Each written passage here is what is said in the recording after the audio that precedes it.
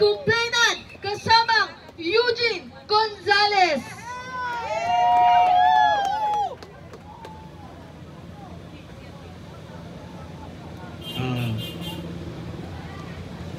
Magandang umaga.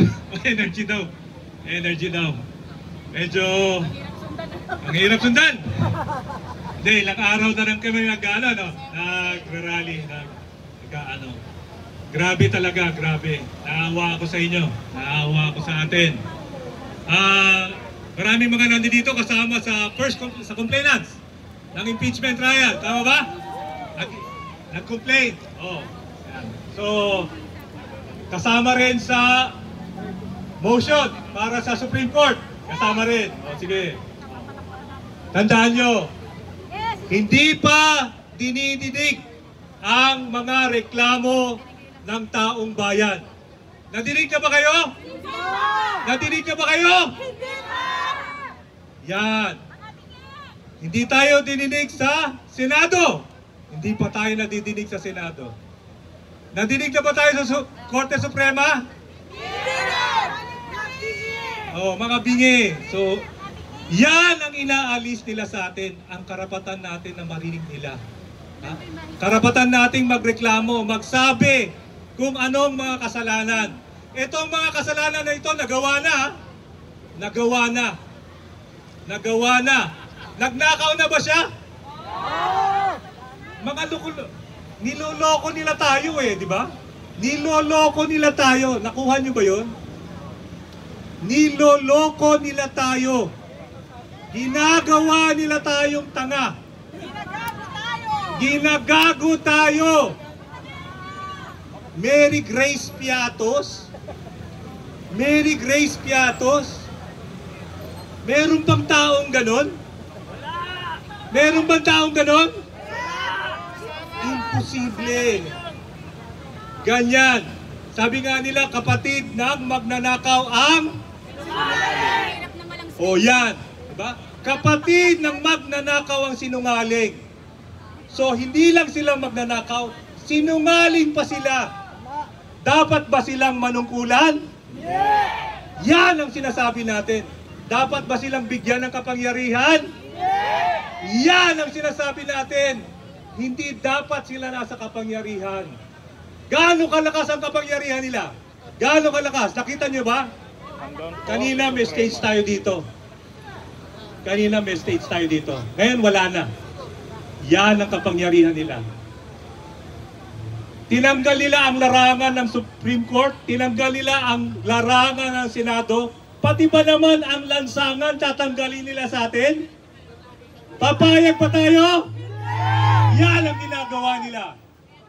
Pati kalsada, pati lansangan na yun na lang ang larangan na natitira sa atin, tinatanggal nila sa atin. Papayag ba tayo doon?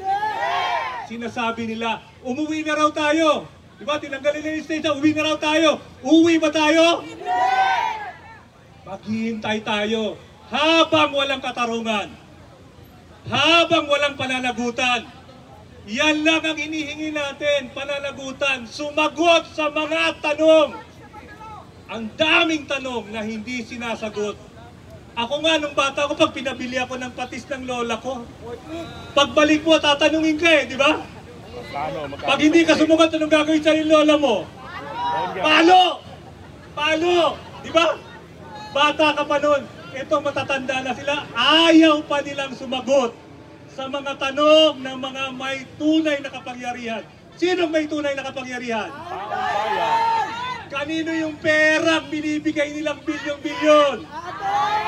Biro nyo, bilyon-bilyon ang pera nila. Tapos bilang hindi nila bibigay ang 200 sweldo na hinihingi ng mga manggagawa. Biro nyo yun, 200 sa bilyon-bilyon. Sinasabi nila nabayaran daw kayo. Biro mo, nabayaran kayo magkano?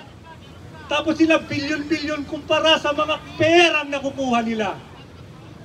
Kumpara sa perang nakukuha, bilyon-bilyon. At pumapatay pa sila ng tao. Yan ang kapangyarihan nila. Ang karapatan nating magsalita, ang karapatan nating magkaroon ng mga bagay na kailangan natin, ang karapatan nating mabuhay. Yan ang due process na hinihingi natin. Tayo ang humihingi ng due process. Yan ay karapatan natin. Maraming salamat. Litisin! Litisin! Sara Duterte! Sara Duterte! Litisin! Litisin! Sara Duterte! Litisin! Litisin! Huwag i-dismiss! Ituloy ang paglilitis!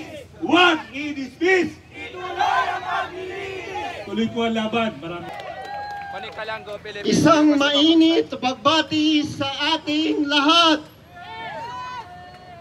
Alam ba ho ninyo kung bakit tayo nandito? Dahil alam natin na si Chis Escudero ay balak niyang i-dismiss o wag ibuksan ang impeachment court para litisin si Sara Duterte. Papayag ba ho tayo? Maliwanag po na tayo po ay nagsampa ng motion for reconsideration sa Korte Suprema. Ang issue, simple lamang, dahil ilang beses na dumaan po tayo sa impeachment.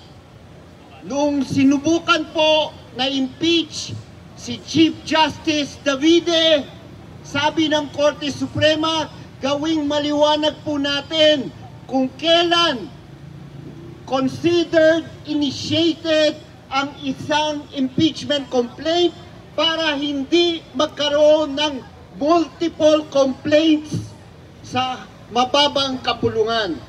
Ang sabi ng Korte Suprema, simple lang, filing and referral sa Committee on Justice sa House of Representatives.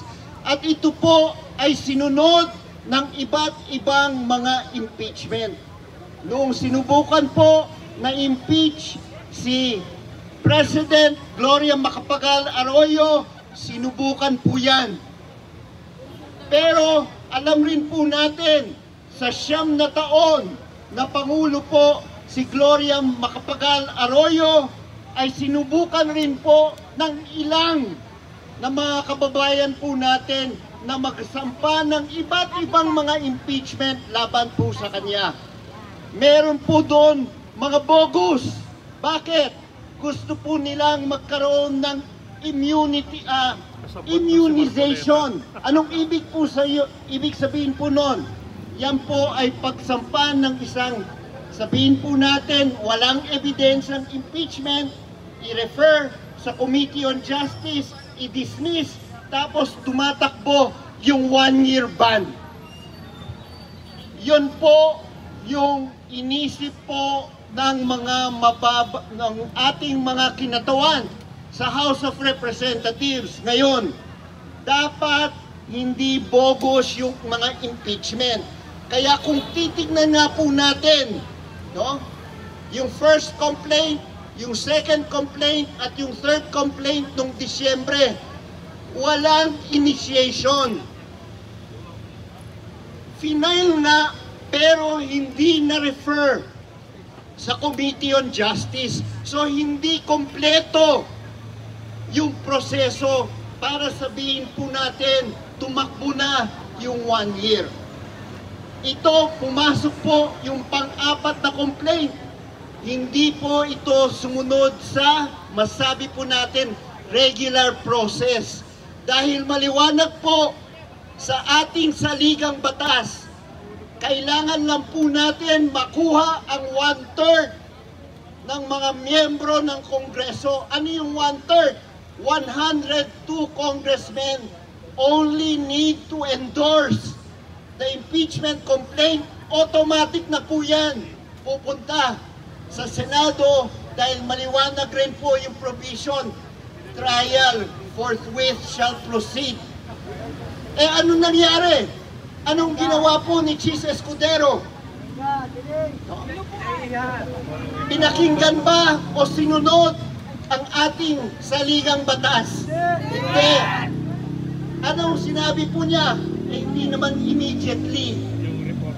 Pero maliwanag po sa ating saligang batas, forthwith kung anong ibig sabihin po noon ay immediately.